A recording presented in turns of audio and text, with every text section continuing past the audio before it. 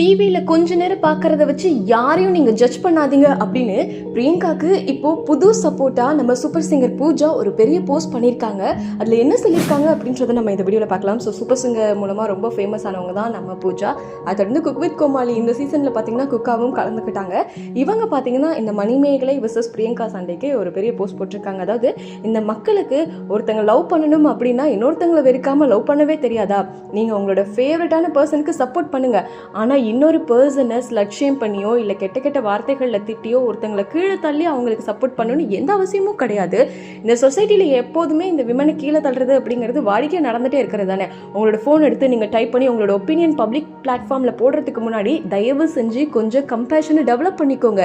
கொஞ்சமாவது யோசிச்சு பாருங்கள், நீங்கள் பேசுகிற வார்த்தைகள்லாம் அவங்களையும் அவங்களோட குடும்பத்தையும் எந்த அளவுக்கு பாதிக்கும் அப்படின்னு. நீங்கள் எதையுமே உங்களுக்கு எதுவுமே தெரியாது, நீங்கள் பக்கத்துல இருந்து எதையும் பார்க்கவும் கிடையாது. நீங்கள் ஆனால் ஒருத்தங்களை பற்றி தப்பாக என்ன வேணால் சொல்லிக்கலாம் அப்படின்னு எதுவுமே கிடையாது. நான் உங்களை எந்த ஸ்டாண்டும் எடுக்காதீங்கலாம் நான் சொல்லலை. பட் இன்னொருத்தங்களை கேரக்டர் அசாசினேட் பண்ணாதீங்க உங்களுக்கு எதுவுமே தெரியாத பட்சத்தில்.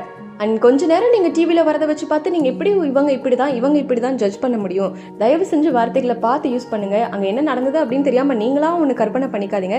சோஷியல் மீடியாவுக்கு ஒரு பெரிய பவர் இருக்குது. யாரை வேணால் இன்ஃப்ளூயன்ஸ் பண்ணலாம் உங்களோட எண்ணங்களை வச்சு. இதை தப்பாக தயவு செஞ்சு யூஸ் பண்ணாதீங்க. தப்பாக ஹேட்ரடை பரப்பாதீங்க. ப்ளீஸ் கைண்டாக இருக்கிறதுக்கு ட்ரை பண்ணுங்கள். இந்த மாதிரி கஷ்டமான சுச்சுவேஷனில் யாரையும் ஹேட் பண்ணாதீங்க. இது அவங்களோட பர்சனல் லைஃப்லேருந்து மீண்டு வரதுக்கு எவ்வளோ ஸ்ட்ரென்த் தேவைப்படும்னு உங்களுக்கு தெரியுமா? தயவு செஞ்சு ஒருத்தங்களோட கஷ்டத்துக்கும் கவலைக்கும் நீங்கள் காரணமாயிடாதீங்க. அதே மாதிரி இந்த ஆப்பர்ச்சுனிட்டி யூஸ் பண்ணி ஒருத்தங்களோட லைஃபை ஸ்பாயில் பண்ணிடாதீங்க. நம்ம டெலிபரேட்டாக ஒரு பர்சனை ஹர்ட் பண்ணணும்னு எஃபோர்ட் போட்டு நீங்கள் இதெல்லாம் பண்ணாதீங்க.